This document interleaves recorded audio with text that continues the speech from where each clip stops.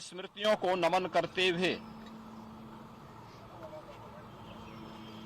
हम विनम्र श्रद्धांजलि अर्पित करते हैं। हम सब जानते हैं कि सरदेव अटल जी का जो पैतृक गांव है वह उत्तर प्रदेश के आगरा जनपद के बटेसर में पड़ता है। उन्होंने अपनी उच्च शिक्षा उत्तर प्रदेश के कानपुर में रहकर के संपन्न की और कर्मभूमि के रूप में अपने पैतृक जन्मभूमि के प्रदेश को ही अपनी कर्मभूमि के रूप में चुना। राष्ट्रीय स्वयंसेवक संघ से उन्होंने प्रारंभिक दीक्षा लेने के बाद राष्ट्र धर्म और अन्य विचार परिवार से जुड़े हुए प्रकाशन के साथ जोड़ करके एक लेखक के रूप में, एक कवि के रूप में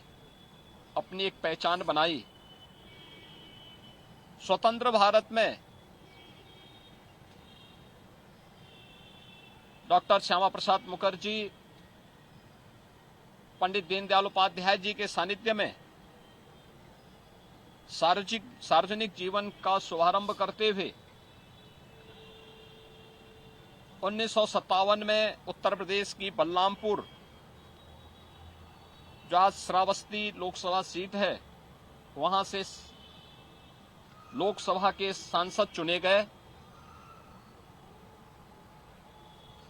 लगातार 10 बार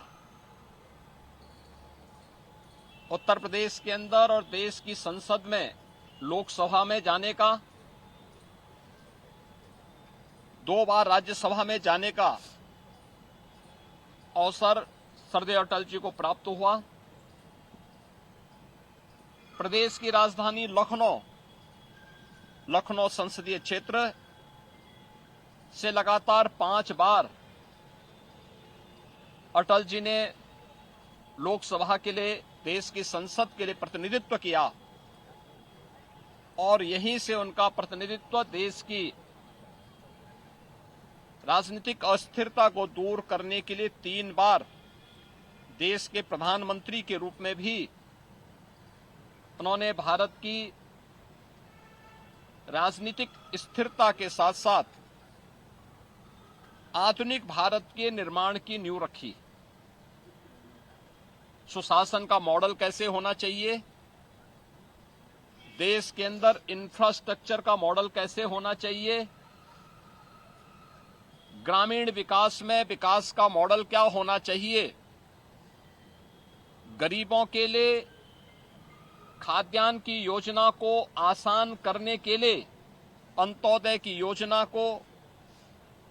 उन परिवारों तक पहुंचाने के लिए जो कार्यक्रम सफलतापूर्वक क्रियान्वयन हुए, वो सभी अटल जी की दूरदर्शिता का परिणाम है। सरदेव अटल जी का जन्म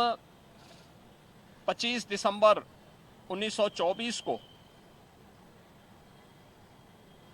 हुआ था और देश की राजनीति में सार्वजनिक जीवन के लगभग 6 दशक एक निष्कलंक जीवन जीते हुए भारतीय राजनीति को एक नई ऊंचाइयों तक पहुंचाते हुए 16 अगस्त 2018 को उन्होंने इस भौतिक जगत से अपना अवसान किया। आज सरदेव अटल जी हमारे बीच में नहीं हैं, लेकिन उनकी स्मृतियां, उनके कविताएं भारतीय राजनीति के लिए उनके मूल्य और सिद्धांत सदैव एक नई प्रेरणा प्रदान करते हैं।